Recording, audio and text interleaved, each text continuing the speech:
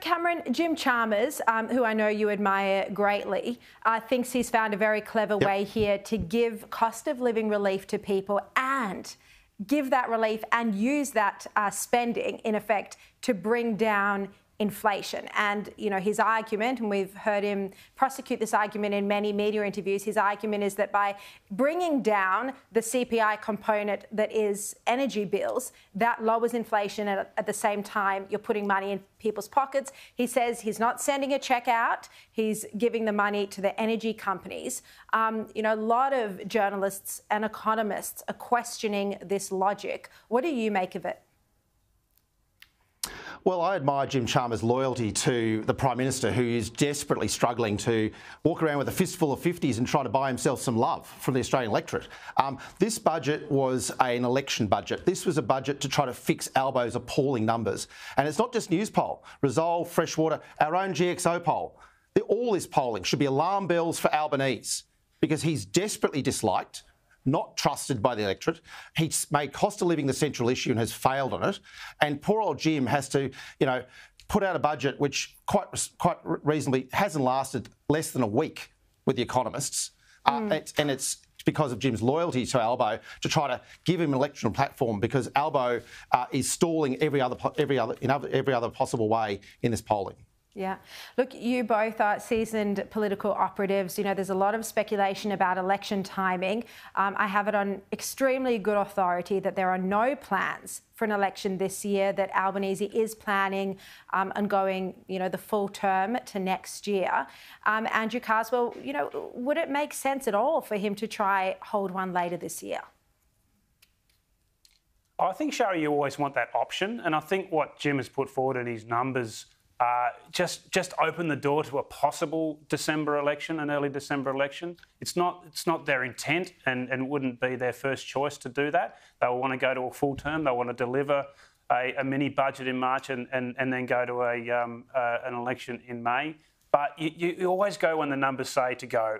And if the numbers are good in December, if the economy is recovering, if inflation is coming down and there's a prospect of an interest rate decrease, then they'll be wanting to keep that option open. What do you think, Cameron? I mean, the PM is probably going to want to stay in the job until he can fly in those new $450 million jets that he's ordered. That's right. Toto 2.0 is on the tarmac for Albo. Now, look, for a guy who said that cost of living was a central issue and didn't do anything about it, the guy who promised $275 power cut and didn't deliver it, why would the Australian electorate believe him that he's going to go full term? This budget was all about buying a vote, and that's what it looks like, and that's what it is, and that only has a certain lifetime. So I think this budget has a half-life of about 6 months and is desperately designed to give them an option before Christmas to go, before potentially things get much worse for Australians. Andrew, any chance the coalition could win? I mean, they need to win 19 seats, the coalition. They need to win 19 seats to be in majority government. Is that too big an ask?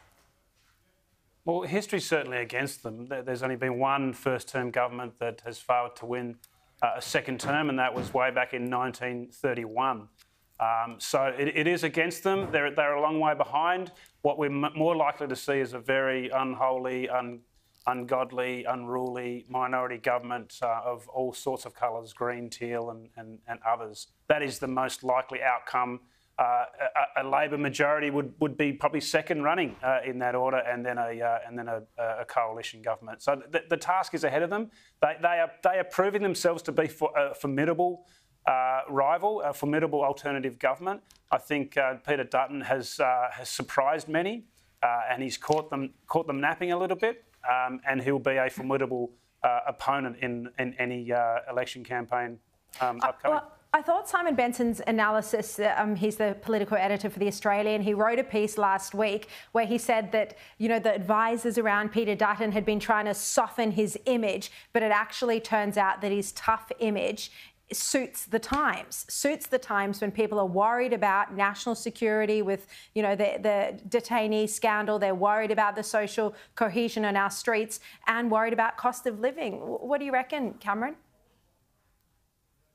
Well, I think Peter Dutton's secret weapon is Anthony Albanese. If this is a referendum on Albanese, and this may well be the case come the next federal election, Labor's got real problems. This is a leader who has gone backwards since the last election, whose primary is falling, whose best opportunity, as Andrew quite reasonably says, is this cavalcade of weird teals and greens propping up an Albanese prime ministership. Disaster. So Labor's got real problems coming into the next federal election. As I say, Peter Dutton's best friend is Anthony Albanese. As they say, governments lose elections often, oppositions don't win them.